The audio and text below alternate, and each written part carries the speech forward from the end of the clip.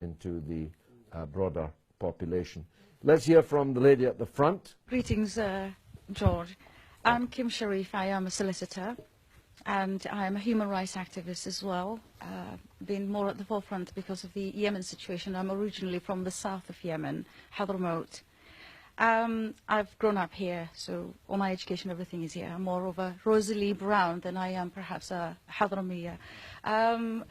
I think one of the biggest issues that we're not addressing heads-on is hypocrisy.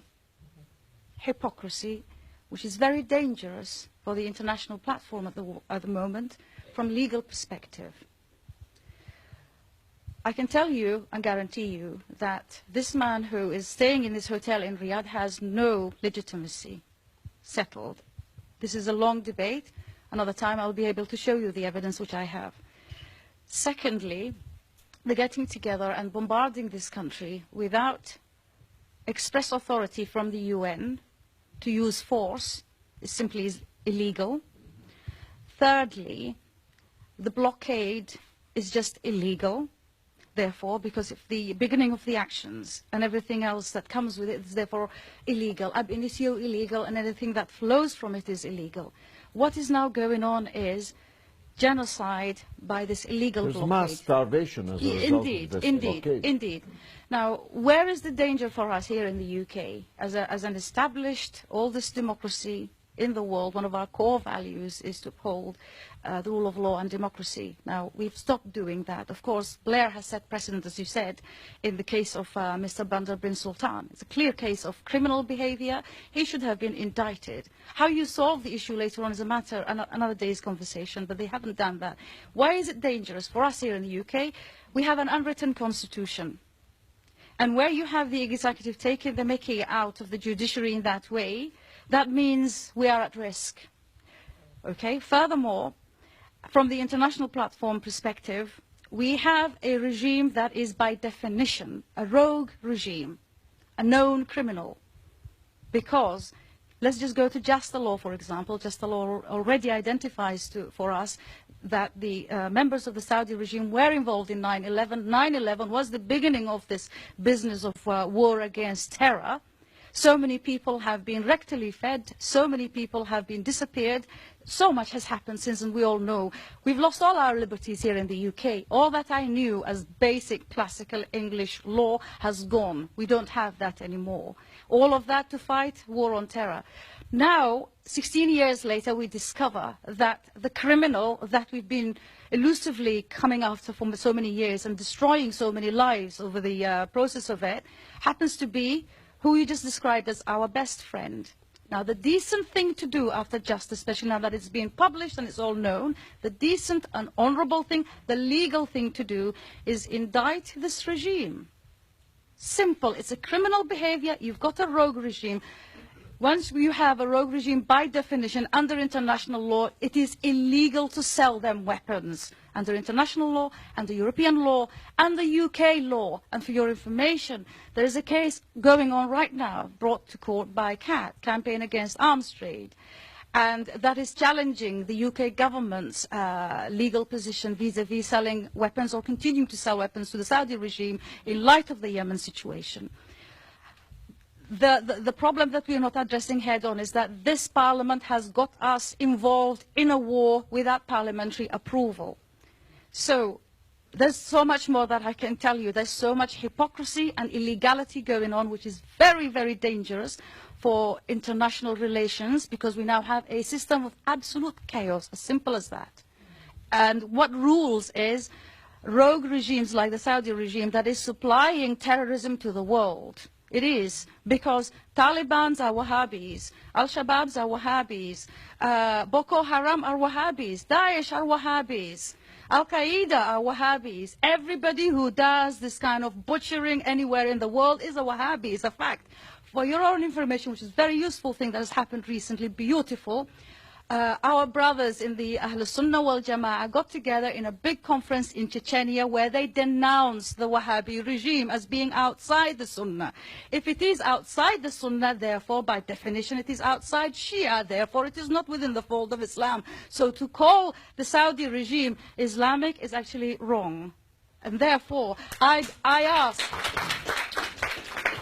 I ask all civil societies and anyone who cares about this great country, which I love, it is my country, to stand up now and apply the law of this land and the law that we are obliged to comply with and apply, which is the international rules of law. To this day, we haven't actually Brexited.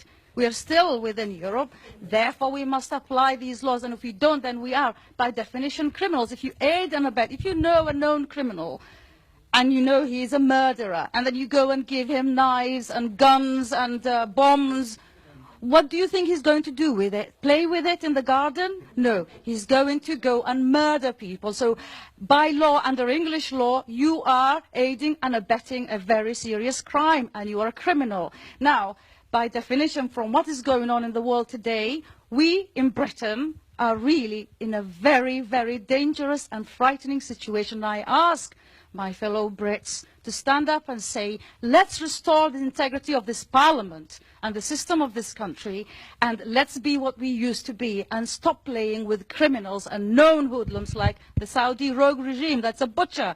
You've said it. 16-year-old boy is sentenced to crucifixion, beheadings, hanging and quartering. Why? Because he just stood up and wanted to speak his mind.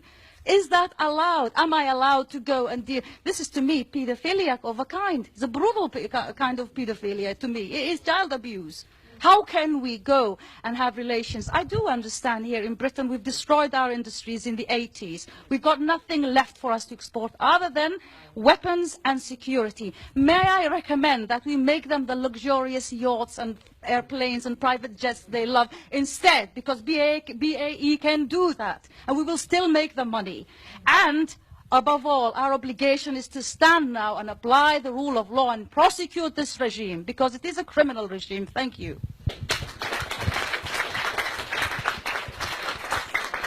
Madam, in the 5 years I have been making this show, that was the best contribution from any audience member that I have ever heard, and I'm going to make a prediction to you.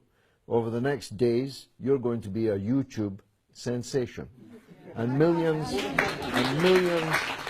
of people are going to watch it. Secondly, if I'm ever in trouble, la samahallah, I want you as my lawyer. But thirdly, I'm afraid you're defending a Britain that never existed.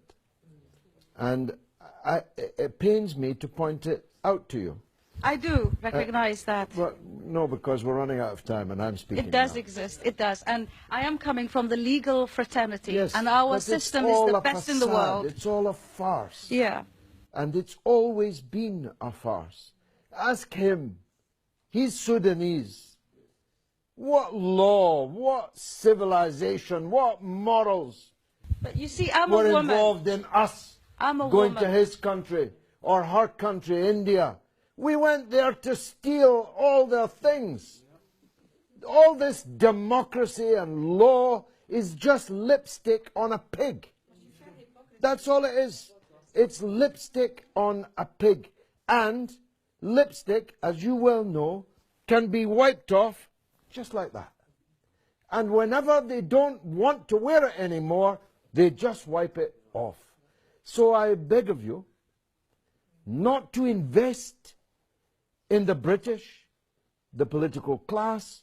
Look, when I was 9 years old, I came home, I told my Irish grandfather that the teacher had said that the British had an empire so vast that on it the sun never set. This is what he said in reply. That's because God would never trust the British in the dark.